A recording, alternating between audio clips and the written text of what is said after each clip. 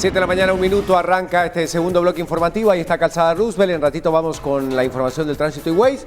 ¿Está moderado el tránsito? ¿Está tranquilo? Para que usted pueda tomar entonces esta ruta en consideración. Más adelante seguiremos recorriendo las principales arterias de Guatemala. Mientras tanto, tenemos noticias para compartir con todos ustedes y el tema del día que abarca una de las agendas más importantes en el Congreso de la República este día. Recordemos que hoy se van a discutir las reformas a la Constitución. Empieza esta discusión, hay varios temas sobre la mesa, pero sobre todo el que ha generado mayor controversia y mayores puntos de oposición. Estamos hablando de estas 60 puntos, estas 60 reformas que se quieren realizar a diferentes temas importantes dentro del Congreso de la República. 60 enmiendas en las cuales, bueno, se encuentran diferentes discusiones, temas como la jurisdicción indígena, un nuevo modelo de integración de la Corte de Constitucionalidad y la elección de fiscal general son algunos de estos incluidos en la propuesta original que el Congreso ha tenido como foco de discusión los últimos días. Bueno, pero la justicia indígena es el punto central. La diferencia por supuestas fragilidades en la propuesta legal, la consulta que se le está haciendo a distintos sectores y lo expresado ayer por las autoridades del sector empresarial. A esta hora de la mañana, 7:03, damos vuelta de página y nos metemos de lleno con los titulares que presentamos a continuación. Creemos que se puede hacer una buena reforma constitucional y que hay temas de consenso y que hay otros temas que han generado mucha duda, mucha incertidumbre y que estimamos inconveniente se modifiquen. Y es que para hoy se tiene contemplado que el Congreso retome la discusión de las denominadas reformas a la Constitución. Tratar de frenarla, dilatarla, pararla en todo lo que pueda para convencer a todos los diputados que no deben votar a favor de la reforma. En el Congreso de la República existen posturas que representan a sectores que están a favor y en contra de la aprobación de estas reformas constitucionales. Expresidente Otto Pérez Molina busca que se le reformen los delitos que se le han imputado en el caso La Línea. Salubristas del Hospital Regional de Occidente protestan para exigir recontratación de 17 empleados.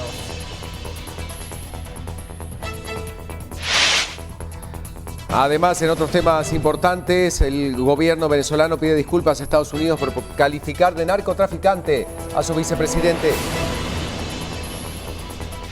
Seguimos en Sudamérica. El Papa Francisco está dispuesto a reunirse con delegados del gobierno y la oposición en Venezuela. Nos vamos a la calle rápidamente con Alberto Cardona. Está en Misco y tenemos información desde allí. Algunos allanamientos que se están realizando en este lugar. Alberto, te escuchamos. Cuéntanos qué está sucediendo a esta hora de la mañana. Buenos días.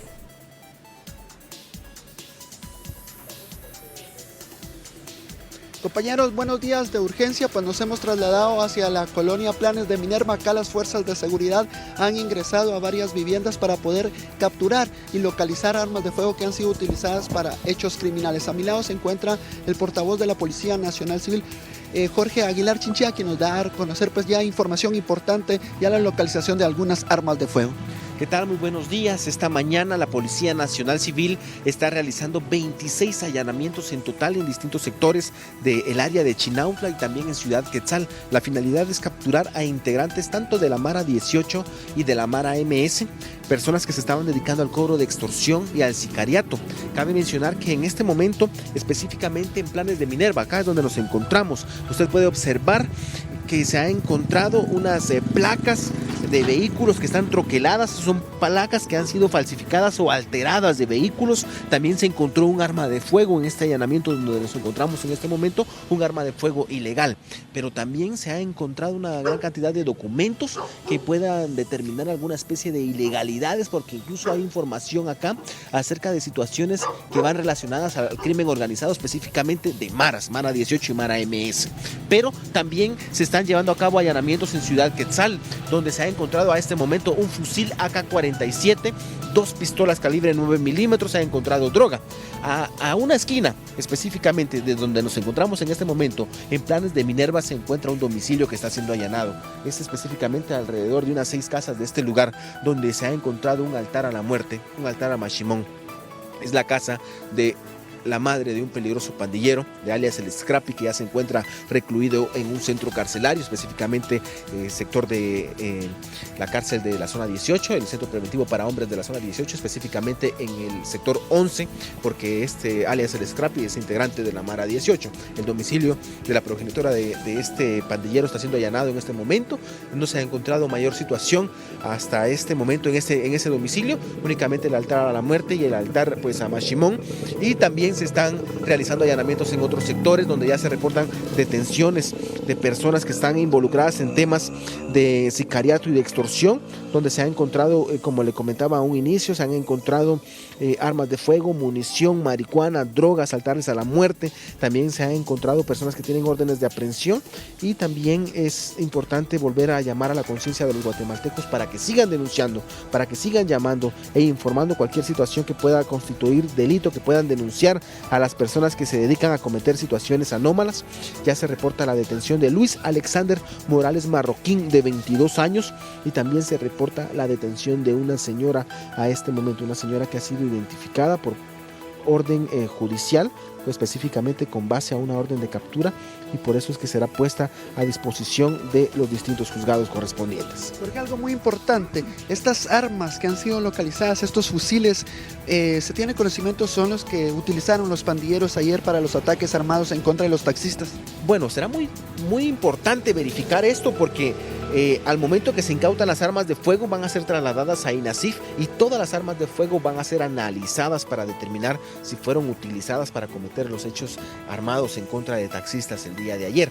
Ayer se capturaron a 2 presuntos sicarios, específicamente uno luego de cometer un asesinato en contra de un taxista en el sector de la zona 18 a eso del mediodía, pero también a eso de las 10 de la noche otra persona dispara en contra de un taxista en el sector de la parroquia en la zona 6 capitalina, donde también se captura y se le incauta un arma de fuego. También esas 2 armas de fuego van a ser analizadas para determinar si también fueron utilizadas en esos mismos hechos delincuenciales que suceden el día de ayer, específicamente con pilotos del transporte público y en este caso de taxistas. Y en relación a estos allanamientos van enfocados a personas que están realizando extorsiones a personas que se dedican al transporte público. Gracias, Jorge, muy amable. Como ustedes escuchan, declaraciones de Jorge Aguilar Chinchilla, portavoz de la Policía Nacional Civil, quien nos está ampliando pues información de estos allanamientos que se realizan acá en el sector de Misco, en Planes de Minerva, donde las fuerzas de seguridad pues han localizado armas de fuego, han localizado también algunas placas de vehículos, algunas placas de motocicletas,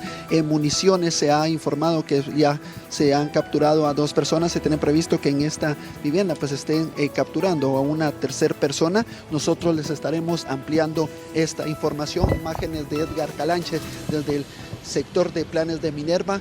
Se tiene previsto que también pues se estén realizando más allanamientos. Cuando el reloj marca las 7:10 de la mañana, ya se realizan las primeras capturas, hombres y mujeres sindicadas a este tema de extorsiones que lamentablemente siguen cobrando vidas humanas en contra de taxistas y pilotos del servicio urbano. Con esta información, compañeros, yo regreso con ustedes de nuevo. Muy buenos días. Buenos días, Alberto. Muchísimas gracias por esta información. Lo que está sucediendo entonces en Misco con estos allanamientos. Bueno, es parte de la información que estamos completando esta mañana, pero por supuesto damos una vuelta de página para tener algunos otros temas también importantes, y es el tránsito con Pedro, que nos muestra lo siguiente. Muchas gracias, compañeros. Así es, bueno, importante saber cuál es la información del tránsito a esta hora de la mañana. Siempre también le hemos preparado a usted unas cuantas pantallas de algunos lugares importantes para que usted sepa cuánto tiempo más o menos usted pues se va a hacer en su vehículo, y también pues para que no se desespere. Siempre recuerde que el tráfico pues cambia constantemente, y por ejemplo, si usted está ahora en el Parque Villanueva y necesita usted pues llegar al Trébol Zona 11, tome la calzada Aguilar Batres y será 1 hora y 5 minutos donde usted se puede desplazar pues con a esta hora de la mañana y con este tráfico. Bueno, y también si usted es pues vecino del Parque de Misco, importante entonces la información, que sepa que si usted quiere llegar al Obelisco Zona 9 lo antes posible, bueno, pues tomando la calzada Roosevelt aproximadamente será 1 hora. Recuerde que esos tiempos pues son los que hemos calculado, que son los pues donde va a estar menos tiempo usted en su vehículo, así que por favor siempre mucha atención. Y para todos los vecinos de San Cristóbal y también por lugares aledaños, vaya usted calculando su tiempo, son 50 minutos si usted necesita llegar al Trébol de la Zona 11 tomando siempre la avenida Mariscal. Tome entonces esta información bastante importante para usted, y esto es entonces con la finalidad de que tenga usted pues menos tiempo en su vehículo. Vamos también pues a otro punto importante, y es el trébol de Vistahermosa, para todos los compañeros que están en Vistahermosa 1, Vistahermosa 2 y también, ¿por qué no los que van bajando un poquito ya en el kilómetro 8.5 y necesitan llegar al obelisco zona 9? Pues tomando el Boulevard Los Próceres, obviamente serán nada más 16 minutos. Creo que pues es entonces pues el mejor tiempo que se pueden hacer pues los vecinos de Vistahermosa 1, Vistahermosa 2, así que esta información importante para que usted lo tome en cuenta y también pues pueda llegar temprano a su destino. Y bueno, pues el día de ayer entonces circulaba también pues un video que se hizo viral también en las redes sociales, todos los guatemaltecos tuvieron la oportunidad de verlo y es el que usted está viendo en este momento. Nos trasladamos entonces a Mazatenango, donde el oficial Johnny Barrios de la Policía Municipal de Tránsito se midió a golpes con un piloto de un mototaxi pirata.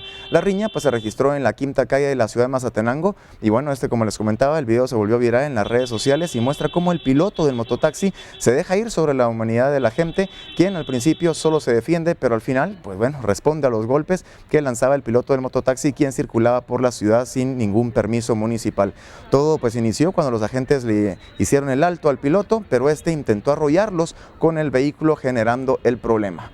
Esos entonces, pues los 12 agentes, pues están entonces teniendo esta trifulca en la calle, los demás vecinos pues nada más observan y la persona que está grabando, este fue entonces el video que se hacía viral de cómo entonces pues la ley entonces se mide a golpes con uno de los usuarios de los famosos tuk-tuk. Eso sucede entonces en Mazatenango. Pues por favor entonces la recomendación es entonces pues obedecer las señales de tránsito, ser también pues bastante pacientes y recuerden entonces que la violencia pues trae más violencia. Desgraciadamente eso fue lo que se vivía ayer en Mazatenango. Esperemos entonces no tener pues más videos de este tipo. 7:13 de la mañana.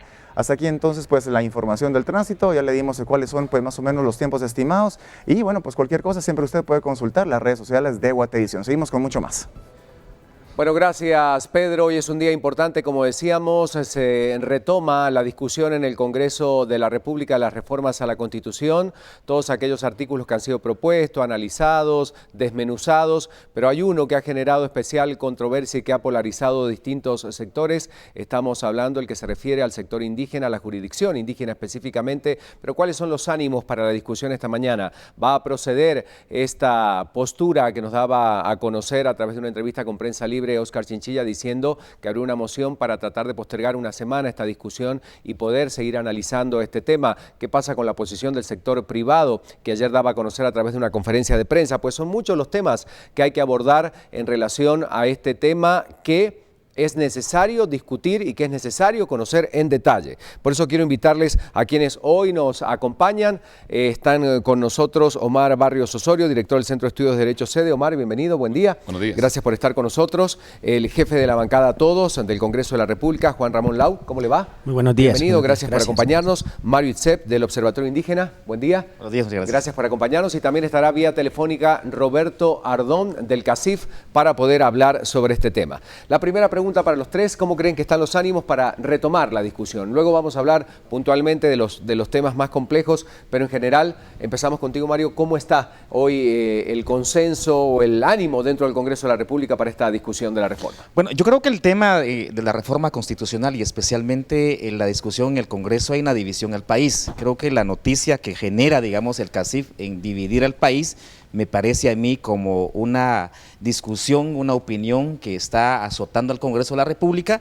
Y por otro lado hay que indicar a los diputados, ¿verdad? Hay que indicar a los diputados que fueron electos por una gran mayoría de votos de la población indígena. Entonces creo que hay una deuda histórica del Congreso de la República, especialmente los partidos políticos, especialmente los diputados que tienen una deuda histórica con los pueblos indígenas, y hoy se tiene que ver, digamos, esa posibilidad y esa fotografía. Quisiéramos detectar y ver quiénes son los diputados que están en contra, digamos, de esta reforma constitucional, especialmente la aprobación del artículo 203. ¿Cómo están las posiciones? Aprovechamos la presencia del diputado de la bancada Todos en el Congreso en general, en relación a lo que piensan los diputados sobre el tema. Bueno, yo creo que pues se han hecho varios consensos. El día de ayer incluso se firmaron, una gran mayoría de jefes de bloque firmamos enmiendas que van a ser discutidas el día de hoy.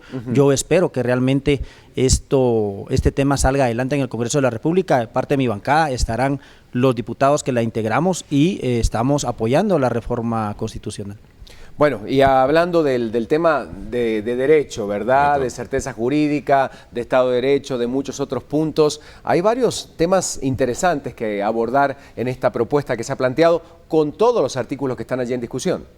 Por supuesto, y el tema como podríamos identificar, jurisdicción indígena. Es un tema muy apasionante, tiene muchas aristas que tratar. Mario ya lo decía, hay alguna deuda pendiente definitivamente de poder tocar este tema, solo que hay que ser muy cuidadosos. O sea, en el análisis tenemos que tener mucho cuidado en lo que vamos a reformar, en lo que se va a implementar, y también tener una trayectoria a largo plazo con este tema, en especial aspectos positivos de poder incorporar y reconocer el Estado estructuralmente, aunque pues, de mi punto de vista sí comparto que ya está reconocido dentro de la parte sustantiva, pero reconocerlo entre la parte procesal tiene muchos aspectos a considerar a largo plazo. No es simplemente solo colocarlo, sino que ver cuál va a ser el nivel de responsabilidad que el Estado va a tener con el reconocimiento de esta jurisdicción. Eso es bien importante tenerlo presente. Para entrar a hablar de lleno en el tema de jurisdicción indígena, en todas estas discusiones que se pueden llegar a generar en torno al tema, también le voy a preguntar a José González Campo,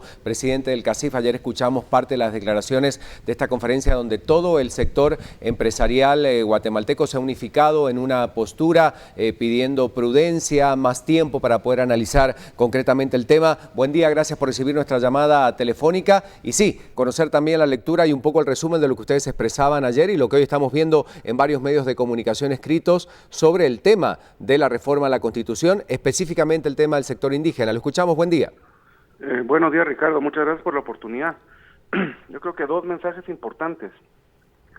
Uno es que sin duda estas reformas a la justicia es una necesidad del país, hay que apoyarlas, hay reformas importantes en las cuales hay un altísimo grado de consenso, el fortalecimiento de la institucionalidad, cambiar los modelos de elección, la independencia judicial, la carrera judicial, temas en los que yo le diría que hay un consenso importante en la sociedad y que son reformas fundamentales para que este país pueda prosperar y pueda efectivamente, por ejemplo, mantener esta lucha contra la corrupción. En nuestro caso, nosotros simplemente expresamos ayer nuestra preocupación por la pretendida modificación al artículo 203 constitucional, en el que se reconoce una jurisdicción indígena.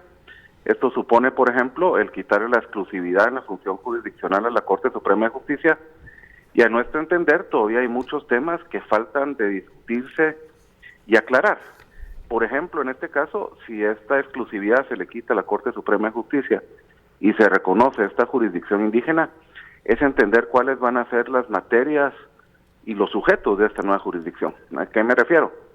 Hoy por hoy, sin duda, la justicia indígena es un método de resolución de conflictos que funciona y funciona muy bien.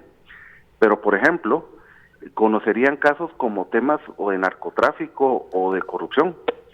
¿Será que esa es una capacidad o es un alcance que quieren tener las autoridades indígenas? Y hoy, con la redacción que conocemos, eso no se explica correctamente. Y lo segundo son los sujetos, es decir, a quién y en dónde le aplica esta nueva jurisdicción. Es decir, y de verdad que preocupa tener que poner esto en términos de ladinos o indígenas, pero hablando de eso, para fines del ejemplo, si un ladino está en Totoricapán y tiene un conflicto ahí, ¿a qué jurisdicción se puede someter? Él va a tener libertad de someterse a la justicia ordinaria o a la indígena, en cuyo caso, ¿cuál es esa jurisdicción indígena y cómo él, siendo ladino, que no la conoce, puede entonces someterse libremente a eso? De nuevo, sin demeritar de ninguna forma la riqueza cultural y procesos que han funcionado bien en la justicia indígena, lo que sentimos es que una modificación constitucional, con todas estas dudas y con todos los vacíos legales que puede crear, no es conveniente, y por eso que se le solicitó al Congreso de la República que no se modifique el artículo 203.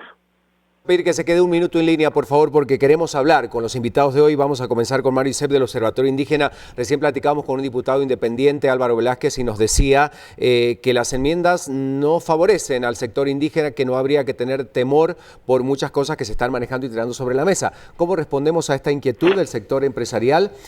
Y podríamos hablar en general de la desinformación que quizás exista de la población en relación al tema. ¿Qué dice usted?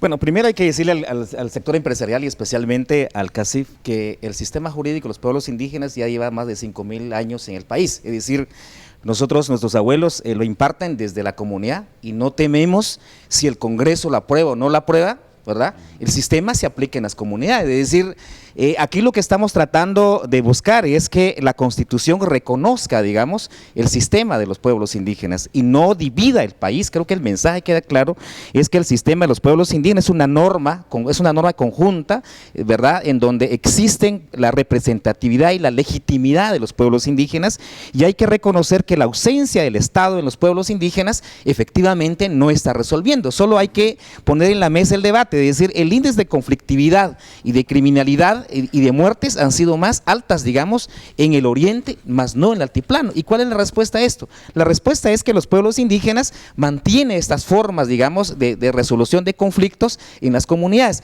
Yo creo que el gran problema que hay aquí en el país es que el racismo es estructural, el racismo está en las personas y efectivamente dividen al país. Nosotros sí creemos y dejamos claro, digamos, que la posición nuestra como pueblos indígenas, independientemente se aprueba o no, el sistema se está aplicando diariamente en las comunidades y se viene aplicando, y hay que entender que este es un proceso histórico, digamos, de los pueblos indígenas. Y por otro lado, es que creo yo que el gran debate que deberíamos discutir, porque yo no veo digamos, como polémica, digamos, la jurisdicción indígena, porque si nosotros llevamos, imagínense ustedes, llevamos 500 años sujetos a la justicia occidental, entonces, ¿cómo es posible que los pueblos indígenas son juzgados en el idioma castellano cuando no es nuestro idioma? Y entonces yo creo que hay un elemento fundamental, y aprovechando esta discusión de la reforma constitucional, tenemos que revisar cuál es la construcción de este país, y sobre todo, creo yo, es el reconocimiento al sistema propio de los pueblos indígenas. No divide el país, sino más bien contribuye al desarrollo de Guatemala. Muy bien, Omar, desde la Constitución, ¿cómo está el tema? ¿Cómo está abordado? Claro, el tema es bien claro en la Constitución. O sea, nuestro sistema constitucional diseña la estructura del Estado en base a un ámbito jurídico y político, y también al cumplimiento de ciertos derechos. El Estado reconoce los derechos de todas las formas de organización social. Aquí quisiera hacer una acotación en lo que mencionaba el presidente de CACIF. Realmente esto no se trata de indígenas y ladinos, eso sí habría que dejarlo borrado del mapa de una vez. Legalmente aquí estamos hablando de organizaciones comunitarias de pueblos originarios. No necesariamente tiene que usarse siempre el descriptor indígena ladino. Sí, el rótulo. Sí, hay que romper eso, porque se usa el concepto indígena de muchas formas, y definitivamente nosotros lo hacemos hacia nuestra idiosincrasia, trajes típicos, comunidades alejadas. No es eso. Indígena lo que significa es originario del lugar. Por ejemplo, los esquimales, le explico a mis alumnos, son indígenas de Alaska. O sea, hay que dejar bien claro eso para que no se maneje ese conflicto ladinos-indígenas. Ahora, los pueblos originarios tienen su reconocimiento constitucional en el artículo 66, que se reconocen las formas de organización social. Y lo que decía Mario y lo que dicen los científicos es cierto, esto siempre ha existido. Lo que aquí hay es una ausencia del gobierno en dotarle de estructura jurisdiccional a una gran parte del territorio, y ha funcionado. El problema que hay es de que en el artículo 203 sí se reconoce con exclusividad el sistema de justicia, para lo que podríamos decirle de forma descriptiva la torre de tribunales, para no decirle el órgano jurisdiccional. O sea, la justicia que conocemos, en donde hay un juez con la Constitución, el Código Penal. En el sistema de la jurisdicción comunitaria no vamos a ver una Constitución. Eso se reconoce en base al funcionamiento estatal. Parte del convenio 169, muy mencionado en esto, parte del artículo 46, la estructura lo permite. Ahora, lo que sí hay que tomar en cuenta, y los que impulsan la incorporación de la jurisdicción indígena tienen que tener cuidado al analizar, es que al establecerlo ya en la parte jurisdiccional del Estado, el Estado también asume responsabilidades de lo que emita esta jurisdicción. Tendría que dotarlos de presupuesto, tendría que dotarles de recursos, darles apoyo, estarían sujetos a controles como el control constitucional vía amparo, vía inconstitucionalidad, sujetos a controles internacionales. Hoy no puede llegar la jurisdicción indígena a la Corte Interamericana de Derechos Humanos, pero si la Constitución la incorpora de forma indebida, no estoy diciendo que no lo haga, pero si lo hace de forma indebida, sí estarían sujetos a muchos controles, y eso nadie lo ha explicado ni nadie lo ha discutido, y hay que tomarlo en cuenta para bien de su incorporación o para su no incorporación. Pero en la parte legal, eso es lo que a mí me tocaría analizar. Bueno, antes de darle la palabra al diputado, nuevamente al presidente del CACIF, agradeciendo que se haya quedado en línea telefónica, ¿qué es la propuesta de ustedes? ¿Cuál es el punto central junto a este consenso? Reiteramos que ayer veíamos en esta conferencia que ustedes realizaban. ¿Qué están proponiendo para la discusión del tema? Mire, creo que lo que decía el licenciado antes de que me antecediera una palabra es lo correcto, que hay muchos temas que todavía se tienen que discutir. Yo simplemente planteé, y no lo hago, creo que hay un tema que es importante. Es peligroso tratar estos en términos de racismo.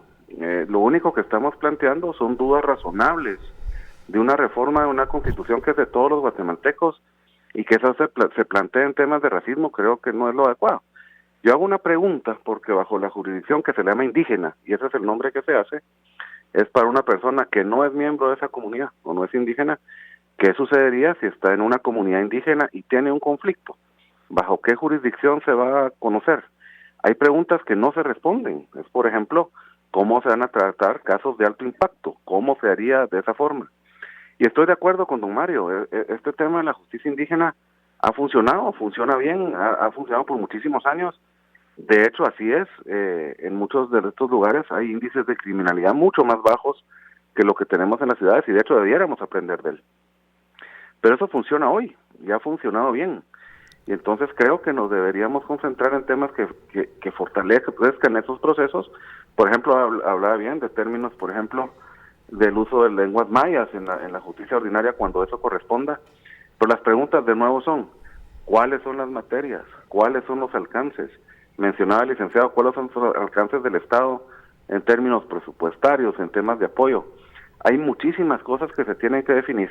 Y un sistema que funciona bien, consideramos que darle ese rango constitucional sin el debido debate y la debida respuesta a todas estas interrogantes que tenemos en los momentos actuales no debería hacerse. Muchas gracias al presidente del CACIF, José González Campo. Ha sido muy amable por responder nuestra llamada telefónica y para ir concluyendo con el tema, pero vamos a nuevamente plantearlo a los invitados que tenemos aquí. Diputado, dice el presidente del Congreso de la República que se presentaría una moción para extender la discusión del tema y seguirlo analizando. ¿Esto es posible? ¿Hace falta más tiempo? En realidad, yo pienso, y lo dije ya públicamente, el tema por lo menos para mi bancada como diputado, está claro? Agotado, sí. Está agotadísimo. Claro, comprendemos muy bien que el CACIF y otros entes estén aún con las dudas, pero sí quiero decirles que debemos de reconocer que vivimos en un país plural y que este reconocimiento es sumamente importante porque nos ha dado resultados. Yo estuve dentro de la Administración de Justicia 25 años, trabajé en el organismo judicial, y ha estado dando resultados porque ha servido para de alguna manera desjudicializar un montón de procesos que no necesariamente tienen que llegar a los órganos jurisdiccionarios ordinarios. Entonces creo que es sumamente importante y se debe de tomar en consideración también que en las enmiendas que el día de hoy van a ser presentadas en el Congreso de la República existe ya un control constitucional, ¿verdad? Y que el Estado, como lo dice la doctrina, y aquí el doctor no me lo va a negar, dice que el control jurisdiccional le corresponde al Estado de Guatemala. Eso lo dice la doctrina, lo dicen hasta los mismos diccionarios de ciencias jurídicas. Entonces, aquí lo que se debe hacer es un reconocimiento de algo que ya ha existido y que ha ayudado en la administración de justicia de este país, que hay que saberlo comprender, que hay que saberlo entender. ¿Cómo funcionarían estos tribunales indígenas? Que ahí está la gran duda, o quizás para que la gente pueda entender específicamente si se llega a aprobar, ¿cómo es que funcionarían? Porque ahí es donde viene la controversia, ¿no? Bueno, yo creo que el reconocimiento del artículo 203, efectivamente, lo nacional y la administración de justicia es lo oficial, ¿no? La complementariedad va a ser entonces con el ejercicio del derecho específico de los pueblos indígenas y hay que recordar, digamos, que hay una legitimidad de la autoridad ancestral. Es decir, aquí no se nombra a dedos, ¿verdad? Y aquí no hay negociación bajo la mesa como se hace hoy, la cooptación del Estado, ¿verdad? Y quienes han derrumbado el Estado ha sido, pues sí, la cooptación, no lo digo yo, sino lo dice los tribunales, que aquí hay, y ustedes sabrán quiénes están en la cárcel, pero aquí hay un proceso, digamos, de reconocimiento al sistema de justicia. Entonces, yo no creo, yo no veo el problema, digamos, que algún hermano mestizo ladino que esté dentro de la comunidad de Totonicapán esté juzgado ahí, no, pero si allá ellos no dicen nada, están felices con la autoridad ancestral. Porque existe un reconocimiento, es decir, se traduce en el idioma, ¿verdad? Y hay que reconocer que hay dos niveles. Uno es el tema de la reparación, ¿verdad? Y la prevención se da desde la casa, es decir, desde la casa nos enseñan cómo es respetar la autoridad ancestral en la comunidad, cómo va a ser el procedimiento de la justicia y cuando hay sanciones, pues es la reparación, cuando hay alguien que comete un delito, es reparado, digamos, esos daños. Yo creo que hay experiencias exitosas, se ha sistematizado mucha información de eso, cómo el pueblo Ixil, digamos, resuelve su conflicto reparando los daños, cómo el pueblo quiché resuelve su conflicto reparando los daños. Y yo creo que la administración de justicia es en la comunidad, o sea, no va a ser afuera de esa comunidad. Si el delito se cometió digamos en Nevaj, pues la autoridad de Chile en Nevaj va a resolver ese conflicto en Nevaj, y eso tiene que ser con reparación, es decir, es consensuado, es no causar daños, digamos, sino más bien cómo se puede reparar esos daños causados por la persona que cometió el delito. En el caso aquí, lo occidental, ya sabemos, ¿verdad?, que hay dos niveles de justicia. Y a mí me encantaría que el CACIF entendiera esto, porque aquí en Guatemala no hemos discutido esos dos niveles de justicia, uno para los ricos y uno para los pobres. Si usted es pobre de una familia y comete un delito, se lo van a llevar en la zona 18. Pero si es hijo de un rico, seguramente le asigna un juzgado, un juez, bajo fianza, y mañana está saliendo y está caminando en la calle.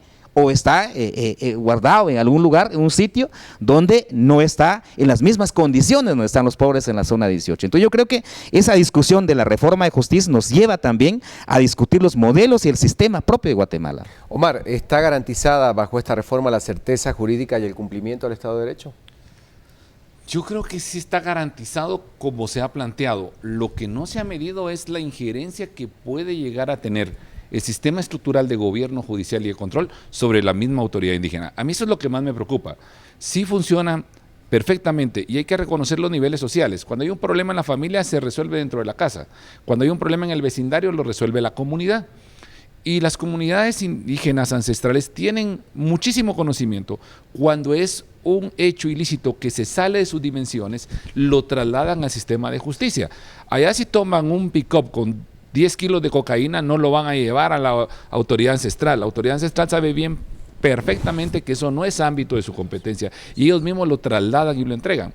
Sí se garantiza el sistema. Lo que a mí me sigue preocupando es que yo lo veo siempre con el riesgo de que aquí la autoridad ancestral podría ser tocada indirectamente, entre comillas, por el sistema de ese reconocimiento, de incorporarlo, porque podría entonces yo venir, realizar una jurisdicción indígena en un proceso, en un conflicto, que son pocos, eso hay que tenerlo bien presente, que en el caso guatemalteco la autoridad ejecutiva es una y la autoridad judicial es otra, en el caso de la justicia normal. En el sistema de justicia comunitaria es la misma autoridad, la autoridad sustantiva, la autoridad que organiza las actividades, y que cuando hay un conflicto es la misma autoridad que resuelve, sí están concentradas esas funciones, pero ahorita no están sujetos a controles de amparos o de controles internacionales, pero si el Estado los reconoce como tal y los incorpora, ahí sí podría haber un riesgo para la misma jurisdicción ancestral. ¿Cómo podría entonces en un castigo alguien que presente una denuncia en la Corte Interamericana y cómo la Corte Interamericana va a resolver? Porque el Estado les dotó de ese reconocimiento en la función pública y creo que ahí se está arriesgando un sistema que funciona muy bien. Para mí es el único riesgo. Esté o no esté en la Constitución, como lo han dicho los expertos, funciona. Y eso es lo principal. Hay que ver los efectos de qué significa que los incorporen, tanto a favor del sistema como lo que pueda poner en riesgo un sistema que ha funcionado décadas. Quiero que escuchemos a algunos otros diputados. Tenemos testimonios de qué puede pasar en esta jornada. Recordemos, hoy se retoma la discusión. Veamos lo siguiente. El voto va a ser libre. Cada uno de los diputados va a votar según su criterio. Es decir, que no tienen un consenso definido en temas delicados, por ejemplo, la justicia indígena o la elección de fiscal. No solo nuestra bancada, también las bancadas pequeñas inclusive tienen faltas de consenso. Que hay muchísimas enmiendas muy positivas que si no se aprueban el país estaría perdiendo una buena reforma al sistema de aplicación de justicia. Voy a tratar de frenarla, dilatarla, pararla en todo lo que pueda para convencer a todos los diputados que no deben votar a favor de las reformas, pero siempre con medios legales. Le prometo que no voy a bajar los flipones. Bueno, estos son lo que a grandes rasgos dicen los diputados, obviamente, porque hay muchos más que van a intervenir en la discusión el día de hoy, pero ahí están representados algunos bloques políticos. También consultamos esta mañana a Álvaro Velázquez y algunos otros analistas. Pero ¿qué dice la gente en redes sociales? Pues Verónica, ya tenemos algunos comentarios. Agradecemos los comentarios de todos nuestros televidentes. José Pablo Guerrero, sí son reformas que benefician al país, ok, pero de sobra sabemos que son los corruptos los que las hacen para beneficio de ellos, en donde se pueden esconder, donde no fácilmente los puedan atrapar. GDA Sequén nos dice, no necesitan reformar nada, solo cumplirla. Guatemaltecos somos todos. Vemos también como Alfonso Solares, estoy de acuerdo, si van a poner penas máximas para los delincuentes menores que cometan delitos, tienen que ser juzgados como adultos, y la pena de muerte para los mareros. Ovidio Hernández, pues no son lo mismo de Juana que Chana, no necesitamos reformar, solo es de cumplirlas. Parte de los comentarios que tienen los guatemaltecos a través de nuestras redes sociales. Ricardo, vamos contigo. Bueno, y en las conclusiones, obviamente, el tema de la información, el acceso a conocer, obviamente, que es responsabilidad de cada uno de nosotros, qué dice cada una de estas enmiendas, qué propone cada una de estas reformas, sobre todo estas que son las que están generando mayor polarización. Entonces vamos con las conclusiones de nuestro sector. Hoy se retoma la discusión en el Congreso de la República. Mario Icep, del Observatorio Indígena. Yo creo que un elemento fundamental y dejarlo a la sociedad guatemalteca es que debemos de conocer el sistema propio de los pueblos indígenas. Y segundo, creo que el llamado al Congreso de la República, repetimos, hay una deuda política histórica con los pueblos indígenas y hoy tendremos que ver la capacidad del Congreso y que deben aprobar el artículo 203. Si hay alguna inquietud y dudas, yo creo que se puede hacer alguna ley específica ordinaria donde se pueda aclarar este sistema, digamos, cómo va a funcionar en la coordinación con el sistema occidental. Sin embargo, creo que es necesario, Guatemala necesita, digamos, cambios profundos y nosotros queremos dejar en la mesa con claridad, si no la aprueban, tampoco estamos de rodillas los Congresos de la República, entendemos y sabemos que algún día los pueblos indígenas tendrán que gobernar este país. Gracias, Mario. Diputado Juan Ramón Lau. Sí, bueno, yo esperaría en primer lugar que haya el quórum para poder pasar estas, por lo menos iniciar las reformas el día de hoy. Yo esperaría que sí. Yo creo que los diputados deben de ser responsables. Y es un tema que no solo queda en el Congreso de la República, esto va a una consulta. Y ya quedarán algunos entes del Estado de alguna manera dar a conocer a la población guatemalteca, porque ellos van a tener la última palabra en este tema. Bien. Omar. Definitivamente. Desde el punto de vista constitucional, del derecho. Por supuesto, la parte mía de lo legal. Definitivamente hay que profundizar en el tema. Escuchar a todos, yo no veo mal escuchar la postura de CACIF o de cualquier tipo de organización, universidades, medios, toda la influencia que esto pueda tener, todo le aporta, le genera riqueza. Desde la Constitución la estructura está dada a un gana-gana. Se reconozca dentro del artículo 203 en la reforma y se aprobara en consulta popular o no se haga, el sistema de justicia ancestral, indígena, comunitario, como lo quieran identificar, sigue funcionando. No hay ningún perjuicio al respecto. Si se reconoce, el Estado adquiere obligaciones y tendrá que mejorar sus sistemas, pero también eso representa hasta cierto punto facilitarle al gobierno ese abandono que ha tenido históricamente de toda la estructura del Estado territorialmente. El Estado tiene que asumir su responsabilidad e incorporarse y analizar bien los pro y los contra, tanto para la jurisdicción ancestral como para una organización social que vive siempre en ese tipo de conflictividad. Muchísimas gracias a los tres por acompañarnos. Obviamente, después de las jornadas, de lo que ocurra hoy, volveremos a sentarnos en esta mesa para seguir discutiendo el tema. Vamos a seguirlo abordando de distintas ópticas y para cerrar también, pues el resumen de lo que decía el CACIF en relación a esta discusión.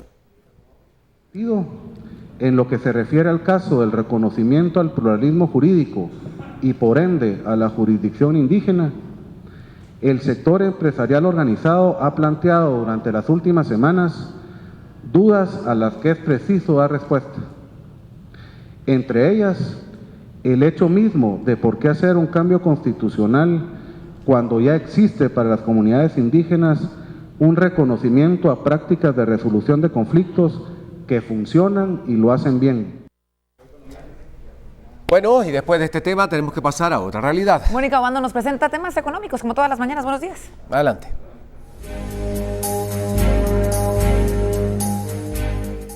Buenos días. Pasado el Día del Cariño, el Amor y la Amistad, los empresarios quedan muy contentos, en especial el sector de exportaciones de flores y follajes, a quienes se les triplicaron las ventas hacia Estados Unidos.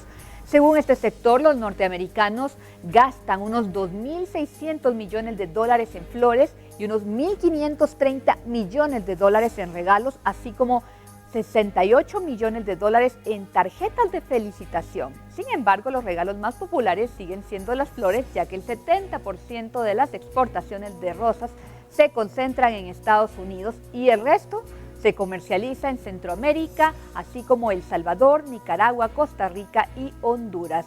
En un mes se venden 200,000 tallos aproximadamente y el mes del cariño llega a la venta hasta 600,000 tallos, que incrementan sus precios de 22 centavos de dólar a 55 centavos de dólar para estas fechas.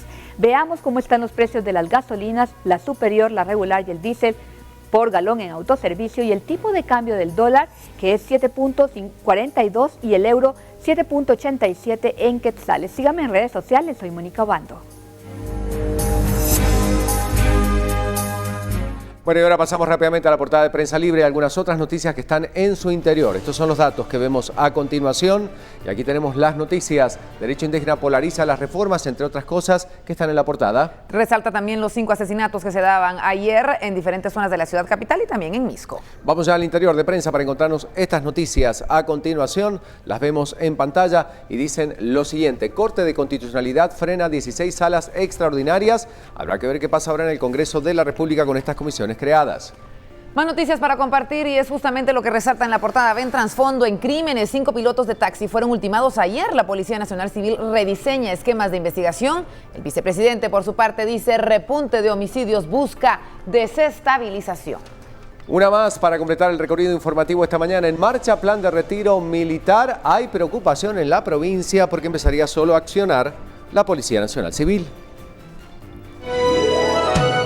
Prensa Libre presentó.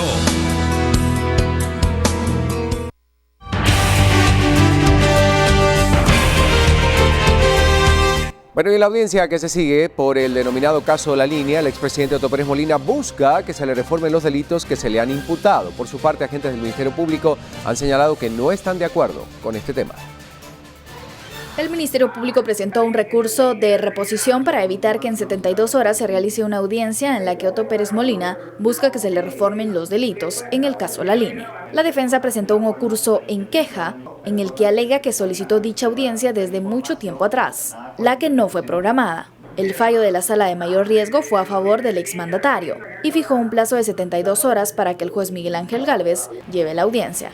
Derivado de ello, la Fiscalía presentó la acción legal en el que argumenta que no es el tiempo procesal. Ex jefa de la Fiscalía de Delitos Administrativos presentó una exhibición personal a su favor debido a que se siente perseguida por el Ministerio Público. Esto lo declaró luego de que se le exigiera la renuncia al cargo que ostentaba dentro de esta institución. La exhibición personal presentada por la ex jefa de la Fiscalía de Delitos Administrativos es para verificar si existe una investigación en su contra. Me entero que estoy siendo investigada en diferentes entidades bancarias y en diferentes instituciones, aproximadamente a mediados del mes de enero de este año. De León indicó que está dispuesta a ser investigada, pero de forma legal, ya que hasta el momento no existe un número de expediente. Indicó que todo se derivó del caso El Cambray, en el que se presentó la clausura provisional y luego de ello se le obligó a presentar su renuncia. Mientras tanto, magistrados de la Corte Suprema de Justicia tienen en sus manos el segundo proceso penal en contra de la magistrada Blanca Stalin. Cabe destacar que el Ministerio Público busca abrir un segundo proceso contra la magistrada por resistirse a su captura. Por oponerse al momento de su captura, Blanca Stalin podría enfrentar otro proceso penal. En este caso, las posturas en el organismo judicial son contrarias. Una jueza indicó que podía conocer debido a que existía el cese de las funciones de la magistrada, y otra jueza se inhibió e indicó que se debía llevar otro proceso de antejuicio. En este caso, luego que el Congreso de la República regresara al expediente por un mal procedimiento, el juez de paz lo remitió a la Corte Suprema de Justicia, quienes deberán resolver si es procedente del trámite o si en este caso no es necesario el trámite de antejuicio. Yo oí en las noticias que lo iban a mandar directamente al Congreso, pero eso no puede ser. Primero tendría que pasar a la Corte. Creo que la jueza excusó ayer o antier. Sí, creo que en esta semana no llega. Seguramente esta semana o la próxima llegará al pleno de la Corte. ¿Lo podrían conocer mañana en el pleno? Es posible, si llega al día de hoy, sí. Los hechos de violencia en contra de los taxistas se han incrementado en las últimas horas en la ciudad capital, y no solamente acá, también en Misco. Según la Policía Nacional Civil, esto se debe a la lucha de territorios y extorsiones que exigen los pandilleros de la Mara Salvatrucha y algunas pandillas, 18, muchos de ellos operando desde las cárceles de nuestro país. Utilizando fusiles AK-47, M16 y pistolas cortas, las pandillas han asesinado a 5 pilotos de taxis rotativos. Estos hechos criminales se han registrado en la zona 21, zona 18 y zona 7. Durante los ataques armados, los peatones se han salvado de morir, ya que los sicarios se han escapado en motocicletas. Algunos han corrido con las armas de fuego en la mano. Niños de una escuela pública dejaron tirado un pastel de la celebración del Día del Cariño para salvar sus vidas. Los 5 ataques armados se han registrado al momento que los taxistas esperaban clientes. Los dueños y pilotos de los taxis afirman que ellos a diario pagan grandes cantidades de dinero. Hay rutas que tienen que pagar hasta 5 grupos de sicarios. Y tenemos vía telefónica entonces a Mario Polanco del Grupo de Apoyo Mutuo GAMP. Mario, muchas gracias por recibir tu llamada y bueno, tenemos que seguir hablando de esta situación de violencia que está afectando a nuestro país. Escuchábamos las declaraciones del vicepresidente Jafet Cabrera indicando que es el crimen organizado con un plan de desestabilización para el gobierno. Buenos días, cuéntanos cuál es tu lectura y qué opinas. ¿Estás de acuerdo con el vicepresidente o qué es lo que está pasando en cuanto a la violencia en nuestro país? Buenos días. Buenos días. Bueno, la realidad es que quienes están pagando las consecuencias de esta criminalidad que hay en Guatemala son nuevamente los sectores más necesitados, son los trabajadores que tienen que verse en la obligación de pagar extorsión a este tipo de grupos que están al margen de la ley.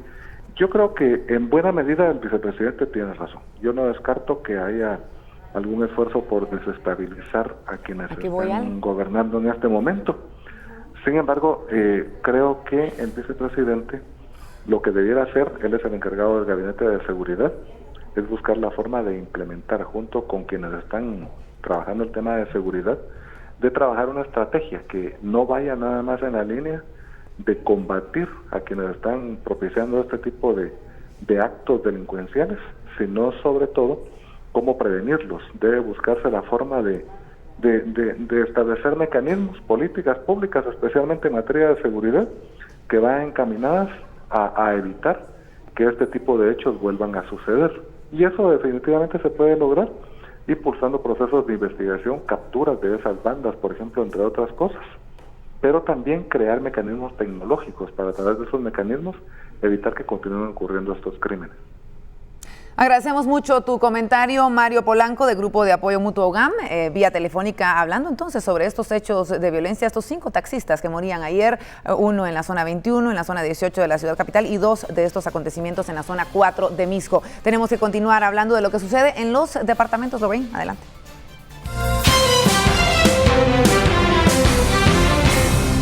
Tenemos que seguir hablando de lo que sucede en los departamentos y autoridades de la Asociación de Municipalidades de Zacatepeques buscan poner al día los expedientes de los proyectos a ejecutar en el presente año. El objetivo es echarlos a andar con fondos del Consejo Departamental de Desarrollo, para lo cual el Consejo Nacional de Desarrollo Urbano y Rural le puso un plazo que vence en abril próximo.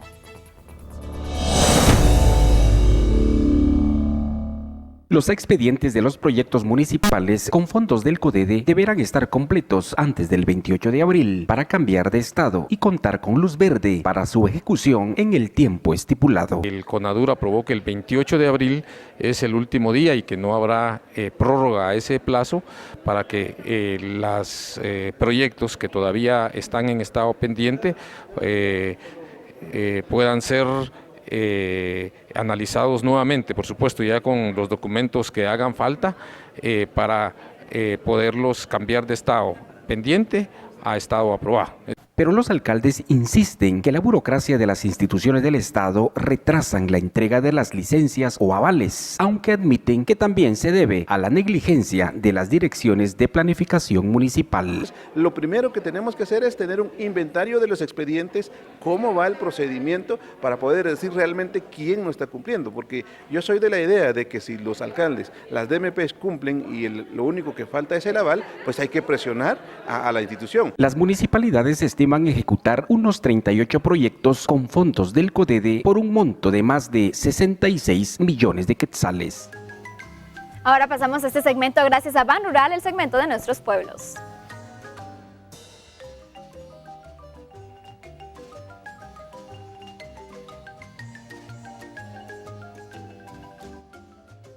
Después se los estaremos mostrando entonces, 7 de la mañana con 50 minutos, continuamos con más información.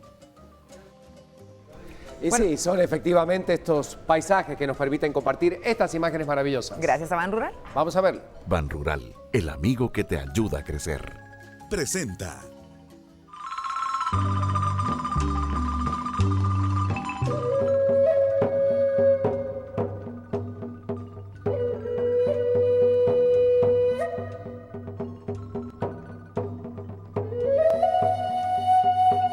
Nos ubicamos precisamente en el espacio conocido como el Templo de la Garra del Jaguar. Muy significativo, por cierto, porque según lo que nos comentaba es que era un templo ceremonial, pero hablemos de sus características. Sí, una de las características más importantes del Templo Garra del Jaguar es su altura, 18 metros de altura por 22 metros de largo.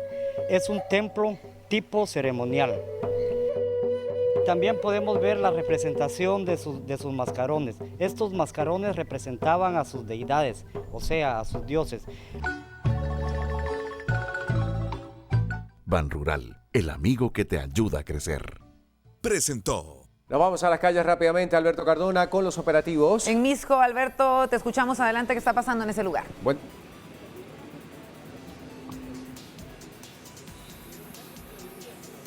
Gracias, compañeros, de nuevo muy buenos días. Pues seguimos ubicados acá en el sector de Planes de Minerva, donde ya se ha ampliado la información en estos allanamientos que continúa realizando las fuerzas de seguridad en esta área, donde pues se ha dado a conocer por parte de los vecinos que están pues aplaudiendo la labor de la PNC al capturar a estos integrantes de las pandillas que pues día a día extorsionan a los vecinos de este sector. Seguimos ubicados en esta área. Jorge Aguilar Chinchilla pues nos va a ampliar la información de nuevos resultados, nuevos allanamientos que se siguen efectuando a esta hora del día. Sí, al momento ya se reportan 5 armas de fuego incautadas, un fusil de asalto que es un fusil AK-47, pero al momento de platicar de que estamos incautando armas de fuego y que se está incautando un fusil, es importante resaltar en este momento pues de que es lo logístico que se les está quitando a los mareros, se les está quitando las armas de fuego con las cuales cometen sus hechos delincuenciales, se les está quitando, en este caso el fusil, se les está quitando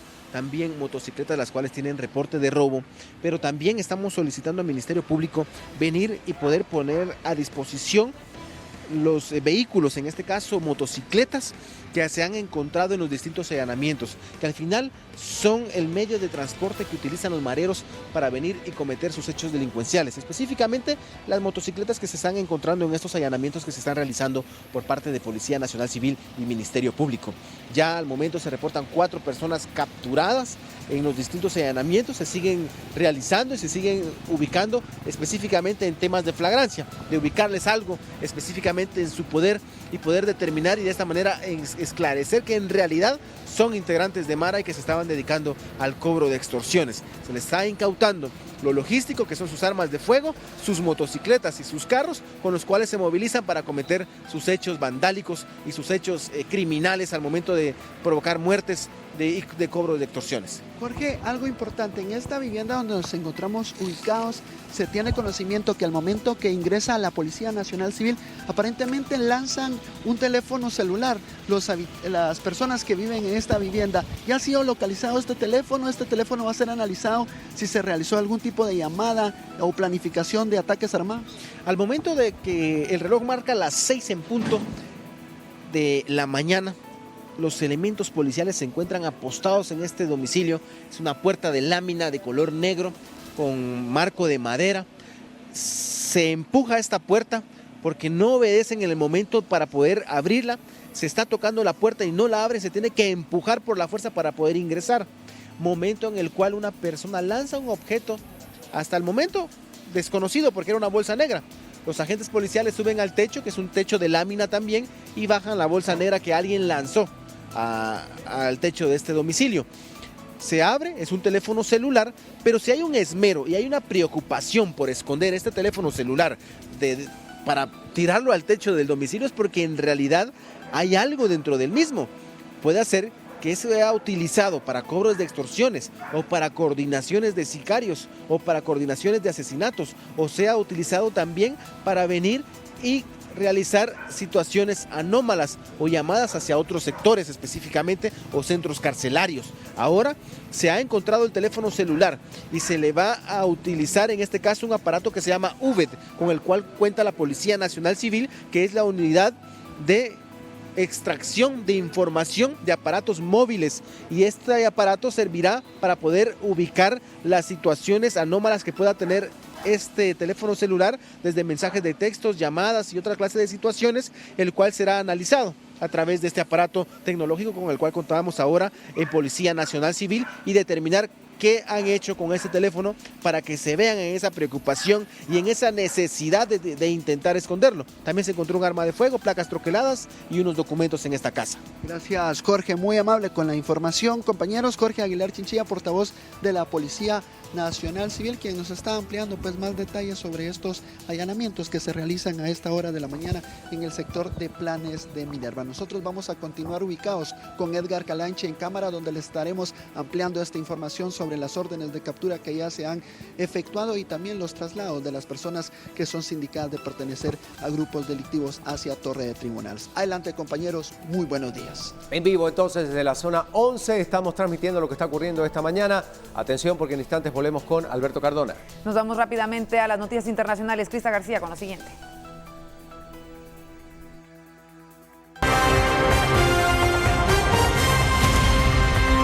Vamos a repasar una portada más y nos vamos a Estados Unidos. Queremos conocer los titulares de Washington Post y los ponemos allí en su pantalla para que usted pueda conocerlos junto a nosotros. Allí dice el titular central: la salida de Flynn tiene la Casa Blanca en modo de crisis. El vicepresidente Pence está por encima de esta pelea, pero dicen estará fuera del circuito.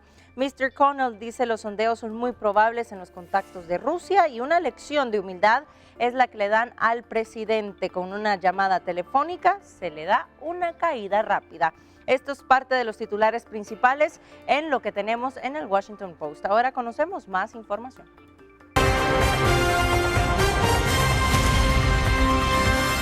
Cerca de 20,000 personas evacuadas de las cercanías de la represa de Oroville en California pueden volver a sus hogares. Esto sucede después de que las autoridades anunciaran haber controlado este riesgo del desbordamiento de la construcción y también van a levantar una orden de evacuación de la zona. Las autoridades levantaron la orden de evacuación de un área de California tras controlar los riesgos por el daño a una represa.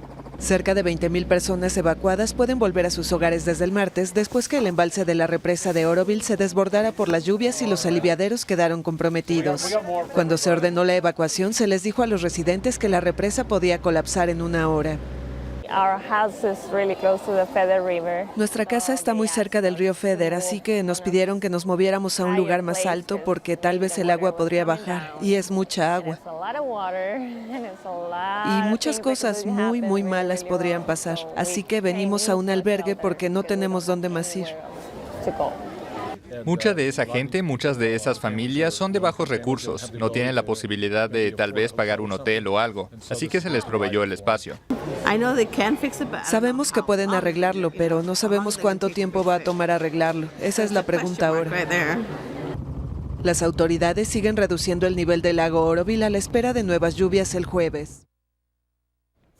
En otros temas mencionamos la situación de Venezuela. El nuncio apostólico en ese país, Aldo Giordano, aseguró que el Papa Francisco está dispuesto a reunirse con los delegados del gobierno y también la oposición. ¿Cuál es el objetivo? Buscar una solución a la crisis política del país. El Papa Francisco está abierto a reunirse con delegados del gobierno y la oposición de Venezuela para buscar una solución a la crisis política del país. Así lo aseguró el martes el nuncio apostólico en Caracas, Aldo Giordano. Si los protagonistas del diálogo, los venezolanos, piensan que es útil, nosotros estamos listos. El Papa ha expresado su disponibilidad, su deseo, ¿no?, de encontrar los protagonistas. Tras reunirse con diputados oficialistas en el Parlamento de mayoría opositora, Giordano aseguró que no hay una invitación formal del Vaticano para reactivar las negociaciones, pero sí un debate para buscar puntos en común. El diálogo instalado en octubre pasado con acompañamiento del Vaticano y la Unión de Naciones Suramericanas está congelado desde el 6 de diciembre. La coalición opositora Mesa de la Unidad Democrática suspendió su participación al acusar al gobierno de incumplir lo pactado. Como condición para restablecer el diálogo, la oposición exige realizar las elecciones regionales que debieron celebrarse en diciembre pasado, la liberación de los llamados presos políticos y el respeto a la autonomía de la Asamblea, declarada en desacato por la justicia.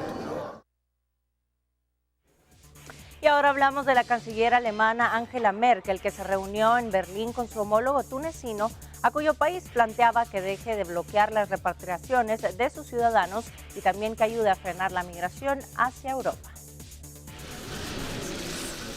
Berlín pide a Túnez que deje de bloquear la repatriación de sus nacionales desde suelo alemán. Después de abrir las puertas a millares de migrantes en 2015, la canciller Angela Merkel busca agilizar los procesos de devolución de quienes no obtienen el estatuto de refugiado. Aquellas personas que, después de un proceso dirigido por la Oficina Federal de Migración y Refugiados, no obtuvieron el permiso para permanecer en Alemania, deberían, en nuestra opinión, y tenemos un acuerdo al respecto, ser devueltas a Túnez. Merkel evaluaba plantear al premier tunecino la creación de campos para migrantes rescatados en el Mediterráneo, una medida que impediría llegadas masivas a Europa desde el norte de África. Pero la dirigencia del país magrebí la considera inviable. La canciller alemana enfrenta fuertes críticas tras varios incidentes, entre ellos la sangrienta embestida con un camión cometida en diciembre por un tunecino en la capital. Y hasta aquí llegamos con el recorrido internacional en BLM Noticias. Muchas gracias, Crista, por toda la información. 8 de la mañana con 1 minuto. Y damos vuelta de página, por supuesto, porque está Lorraine lista para contarnos sobre el clima. Tenemos que seguir hablando de las temperaturas, lo que nos espera para el resto de esta jornada y también para los próximos 4 días, ya para iniciar el fin de semana, jueves, viernes, sábado y domingo. Temperaturas más bajas que oscilan entre los 12 y los 11 grados centígrados, máximas entre 25 y 27. Vemos que las posibilidades de lluvia se incrementan para el día de mañana, jueves, en la ciudad capital, con cielos parcialmente nublados para viernes, sábado y domingo, para que ustedes lo tomen en consideración. Y este frente frío, este sistema de alta presión que se encuentra ubicado en el Golfo de México, que estaría afectando con algunas heladas en el occidente de nuestro país, también para que ustedes lo tomen en cuenta. Son las 8 de la mañana con 2 minutos. Concluimos entonces con la información del clima. Y después de esta información hacemos una pausa y ya volvemos. Quédese con nosotros. No se vaya. Cuando regresemos seguimos hablando de las familias abandonadas, justamente, y los hogares que quedan atrás porque los mareros siguen cobrando extorsiones. Además, le presentamos cómo los organizadores de Miss Universo se disculpan con Guatemala por estas imágenes que aparecían cuando presentaron a la representante de México. Y además hablamos de muchos otros lugares y de una tradición muy reconocida en el occidente. El Real Madrid recibe mañana al Nápoles. ¿Qué es lo que se espera en este encuentro? Lo analizamos cuando regresemos.